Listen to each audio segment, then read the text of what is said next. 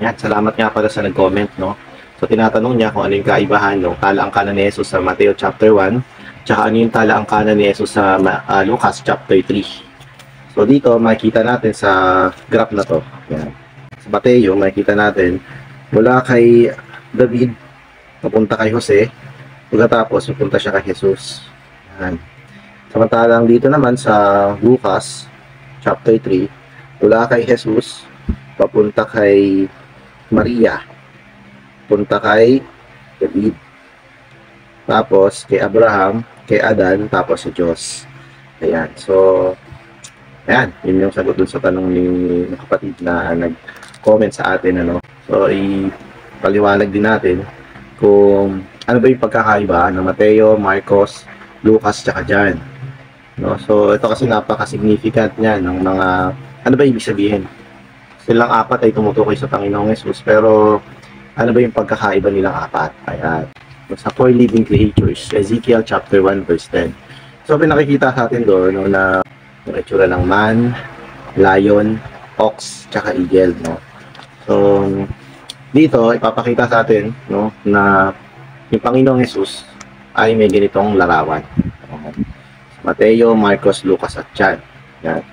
Sa Mateo, no, makikita natin yung Mateo, no, ito ay tumutukoy sa Panginoong Jesus bilang ang hari. Yan. So, kaya nagsimula siya kay David, no, papunta kay Jose, no, tapos sa Panginoong Jesus, no. Bakit nagsimula siya kay David? Kasi si David, siya yung hari. Siya yung hari, no.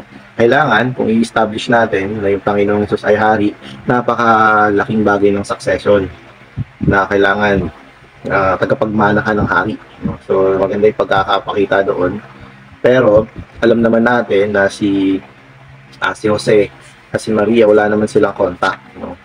Pero si Jesus, no, sa kanyang ama na si Jose, no, ito ay nagmula kay David. Kaya mapapakita sa atin, no, na yung introduction ng Panginoong Jesus bilang ang hari ay napakaganda, no? Ito ay umaakma sa kanya bilang ang ating hari. At nandito siya para i-establish ang kanyang kaharian sa lupa. Sa mga hayop, yung lion, ito ang nagre-representa sa hari ng kagubatan. Ayan, diba? So bilang hari, ang nire-represent ito ay lion. Ito yung Panginoong Jesus, no? At yung lion, ito ay nagre-representa sa Gospel ni Mateo. Ayan. Gospel ni Matthew.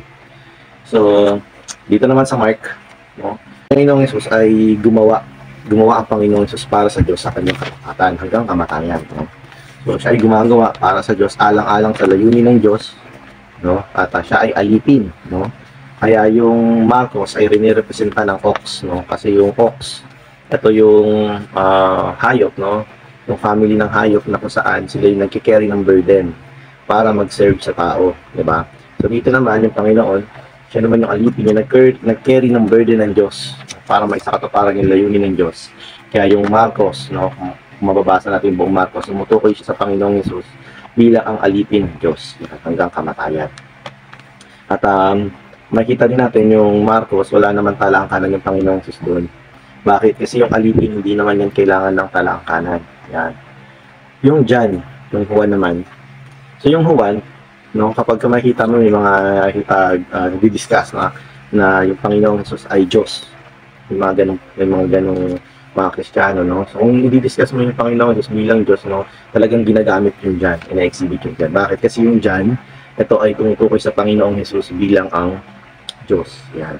So yung introduction niya, yung John chapter 1 verse 1 tsaka John chapter 1 verse 14, yun na yung kompletong paliwanag. Ano sabi, nung simula, nandun yung salita. Kasama ng Diyos ang salita, at ang salita ay ang Diyos. Kaso sa 14, makikita mo, nagtabernakulo sa kalagitnaan natin yung salita. So, ibig sabihin, yung Panginoong Jesus, no, yung John chapter 1 verse 1, diba, nauna yan kesa doon sa Genesis chapter 1 verse 1. Yung Genesis chapter 1 verse 1, ito ay tumutukoy sa paglikha, no? Pero yung John chapter 1 verse 1, ito ay tumutukoy sa simulang-simula bago pa yung paglikha. Pinapakita natin na nandun yung salita. At yung salitang ito ay nagtabernakulo sa kalagitnaan natin. Naging tao yung salita na yan. So, sino yung salita na yun? Yun yung Panginoong Jesus.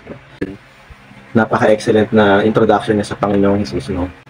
So, hindi siya nangailangan ng mahabang talaangkanan. Yun lang, John chapter 1 verse 1, tsaka John chapter 1 verse 14. Book of John, no, sa Ezekiel chapter 1 verse 10, tumutukoy naman siya sa agila o dun sa eagle, no? Bakit? Kasi yung eagle, siya yung siya yung nagdudwell dun sa kalangitan, no? So, although dito siya sa lupa, no, pero siya yung siya yung hayop na nagre-represent sa kalangitan, no? Kasi siya yung nakakapag-dwell doon. Siya yung nakakalipad sa pinakamataas na bahagi. So, kaya yung eagle, ito ay nagre-represent sa Panginoong Hesus, sa kanyang Diyos. At dito naman tayo sa Lucas, no? Sa Lucas naman, pinapakita naman yung ating Panginoong Hesus bilang ang perfectong tao. Ayan. So, since dito yung inquiry, nung nag-comment sa atin na dito yung inquiry niya, no? So, mag-dwell tayo dito sa Lucas, no? Kailangan ipakita, diba? Ang sabi, ang kabayaran ng kasalanan ay kamatayan, diba? So, kailangan ng Diyos maging tao kasi wala naman, diba? Wala namang tao ang may kakayahan tumubos ng kanyang sarili, no? Kaya yung Diyos naging tao siya, no? So ngayon kailangan bago niya matubos yung mga tao, diba? Kaya kailangan muna niyang ma-qualify, no? Kailangan niyang ma-qualify bilang tao, no? Isang normal na tao, no? So kailangan ipakita sa atin, no, kung saan ba nanggaling itong Jesus na ito. Sa kanyang pagkatao, ang nanay niya ay si Maria, diba? So, pero makikita natin doon sa Lucas chapter 3, no? Si Jesus, tapos si Jose, tapos si Eli o si Heli. Yan, yung ibang term, ibang salin Heli yan. So, dito sa salin natin sa recovery version, ito ay Eli, no? O Eli. Si Eli yung salin niya. Titingnan natin, bakit si Jose, tapos si Eli, hindi naman pala niya tatay si Eli, o si Heli. No, ang tatay talaga ni Jose sa Mateo, makikita natin na ang pangalan ay Jacob. Jacob yung tatay niya. Pero dito, ang pangalan ng tatay niya ay Eli, no? Yung pangalan talaga ng tatay ni Maria ay Joachim, no? Nung namatay ng maaga yung tatay ni Maria na si Joachim, ang naging tagapag-alaga niya, no, ayon sa kautusan nila ay si Eli. Yan, si Eli. Yung si Eli ang naging tumayong kanyang ama. Kaya dito, no, si Jose, nung napangasawa niya si Maria, naging tatay niya na rin. Naging tatay niya na rin si Eli, no? Father-in-law. Ayan. Sa laman, ang nanay ni Jesus ay si Maria, no? Pero binabanggit kasi dito sa Biblia is yung mga ama, no? Yung mga tatay o yung ama. So kaya binabanggit dito si Jose. Pero considering na wala naman silang contact ni Maria, no? So yung nilagay na tatay ni Jose ay si Eli na. Si Maria at si Jose ay parehas nagmula kay David. Ayan, no? Parehas sila nagmula kay David, no? Kasi yung pangako ng Diyos kay David, no, ito ay nasa katuparan, no? Actually hindi kay Jose, kundi kay Maria. Ayan, no? Pero makikita natin sa Matthew, no, siya yung sa talaangkan ng Jose. Pero dahil nga sa salita ng Diyos laban kay Jeconias, no, hindi maaari na magkaroon na maging tagapagmana, no, si Jesus ni Jeconias.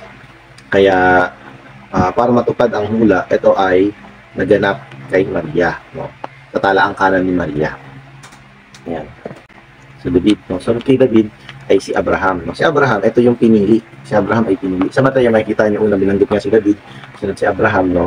Kasi nga sa lahi ni David nakatakda, no, yung magiging hari, no. No, bakit hari? Kasi nga yung kaharian ng Diyos ay dadalhin dito sa lupa, no. So yun yung pinaportray ng Mateo. Yung kaharian ng Diyos may isasakatuparan na sa lupa sa pamamagitan ng Panginoong Hesus. Kaya si David yung unang binanggit, no. Si Abraham kaya pangalawa lang siyang binanggit, no, kasi i-emphasize na hindi lang siya basta galing sa hari, sa lipi ng mga hari, kundi si Jesus ay galing din sa lipi ng mga tinawag, no. Alam naman natin na si Abraham ay ang lipi ng tinawag. So dito, no, pinakita sa atin si Jesus, si Eli, si Jose, diba?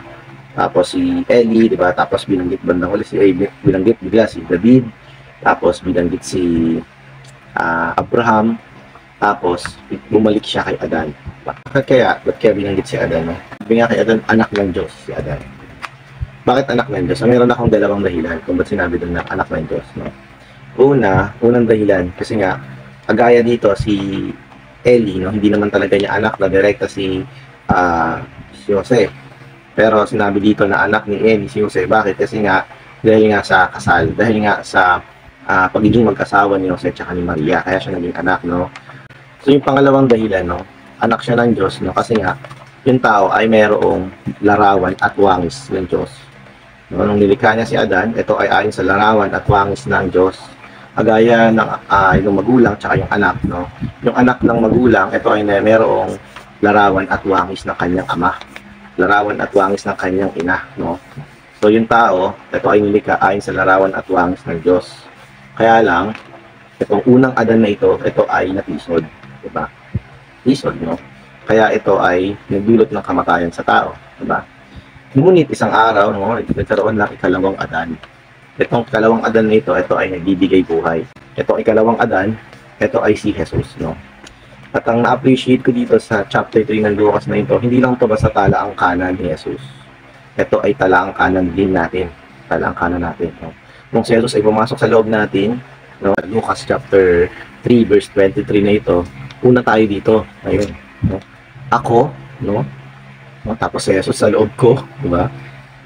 Kay Jose, sumunod kay David, kay Abraham, kay Adan, tapos sa Diyos, no? Tayo ay nabalik lahat patungo sa Diyos, no? Yung talaang kanan na ito ay mula sa tao, pabalik sa Diyos. Yun yung damdamin ng talaang kanan na ito, na sa wakas, ang tao ay naibalik na muli sa Diyos sa pamamagitan ng itong Panginoong Jesus, ng ating Panginoong Jesus. Dito pinakita yung Panginoon sa kanyang na siya ay qualified, no? At siya ay normal na taong ipinanganak sa lupa. Itong Mateo, Marcos, Lucas at Juan, ito din yung tumutukoy sa Ezekiel chapter 1 verse 10. Ayan. Yung Mateo, tumutukoy siya sa lion. Yung Marcos, tumutukoy siya sa ox. Yung Lucas, yung John, tumutukoy yung John sa eagle. At yung Lucas ay tumutukoy sa tao, sa man. Ayan. Remember, no, na sila ay pinipersecute ng time na sinulat nila yan. At si Mateo ay isang maniningil ng buwis. Diba? Si Marcos naman, siya ay normal na tao. At si Juan ay isang mangingisda. At si Lucas naman ay isang doktor, no? Iba't iba yung mga tao.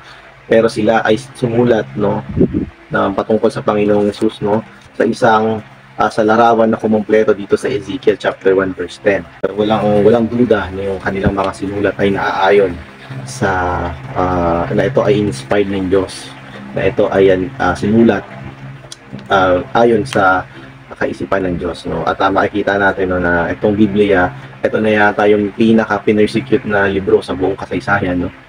Pero ito ay mostly na publish sa buong lupa. Ayan.